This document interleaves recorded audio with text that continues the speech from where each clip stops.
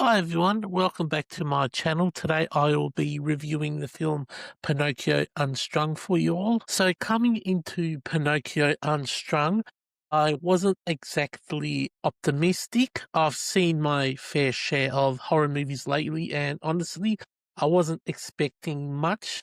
I've never been a fan of the Winnie the Pooh horror movies directed by the same person who did this movie. I found them pointless and poorly executed, so I didn't have high hopes for this movie either, but I have to say I was genuinely surprised by how much better Pinocchio Unstrung is compared to my expectations.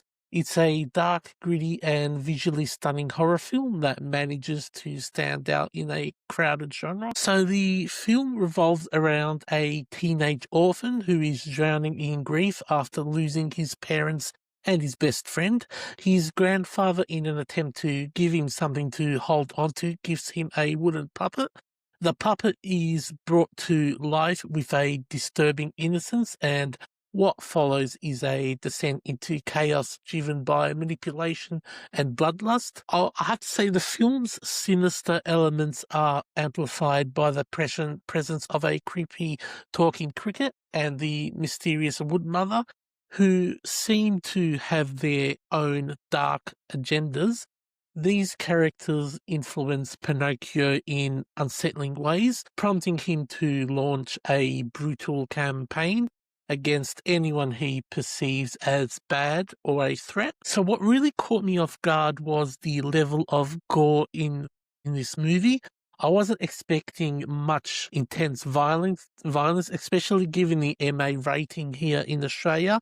The gore is almost on par with the Terrifier series. Explicit, visceral, and shockingly detailed. Just when you think the film might hold back, it pushes further, showing gruesome scenes with a level of detail that's both somewhat disturbing in a funny way and impressive. It's a bold move for a film that could have played it safe, and I appreciated the audacity.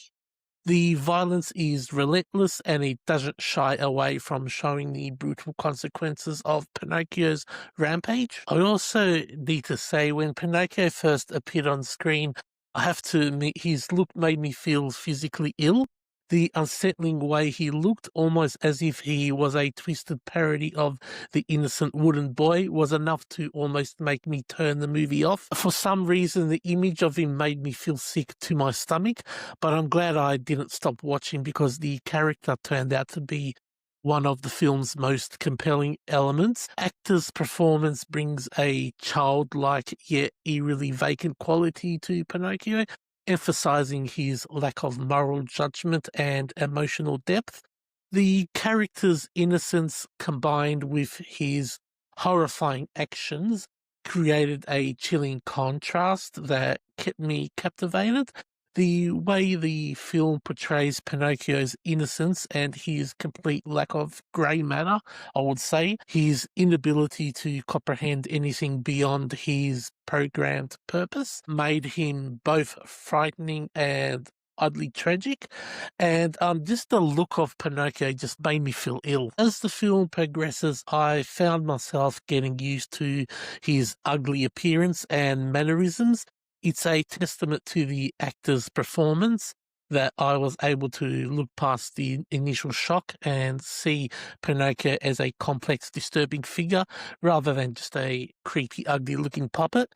His childlike innocence, coupled with the brutality he unleashes, makes him a unique, terrifying villain. It's a portrayal that's both effective, memorable, also adding layers to what could have been a one-dimensional monster. I also need to say the voiceover in regards to the Pinocchio character, I really like the voice acting that voiced Pinocchio as well.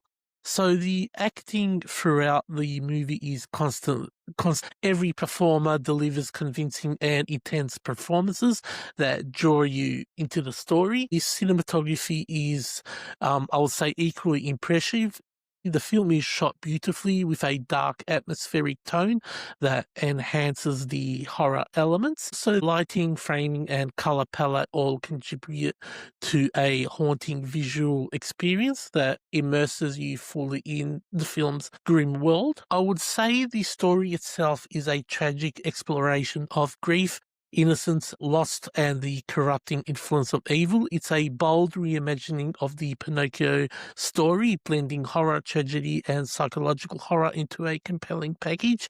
The film's tone is unflinching, yet in a playful, funny way, and it doesn't shy away from exploring the darker aspects of human nature and the consequences of manipulation and unchecked violence. So I would say that overall, Pinocchio Unstrung is a film that surprised me in many ways. It's not for the faint of heart, the relentless gore and disturbing imagery, but it's also a beautifully shot and well-acted piece of horror filmmaking.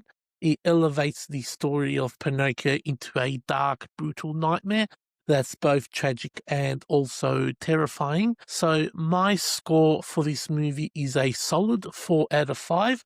It's daring, intense, and crafted with skill, making it a standout horror film in a genre that often feels repetitive. I also got to say, I really do hope that they do a sequel or even start a franchise with this. So I'll say with this, because it's a really fun movie and it's something that can go on and also explore the myth around this Pinocchio character, and I reckon it'll be a pretty fun series to watch. As with I don't really care about the Winnie the Pooh series. I mean, if they release a new movie, I'm definitely going to see it, but I'm not having really high hopes for that. But I do hope that we get more movies in this Pinocchio universe because I really enjoyed this movie. So if you like this review and you want to see more movie reviews from me in the future, I mainly review horror movies, but also I do non-horror movies as well from time to time. So if you like that sort of content, don't forget to subscribe to my YouTube channel for more upcoming horror movie reviews and normal movie reviews in the future. Cheers.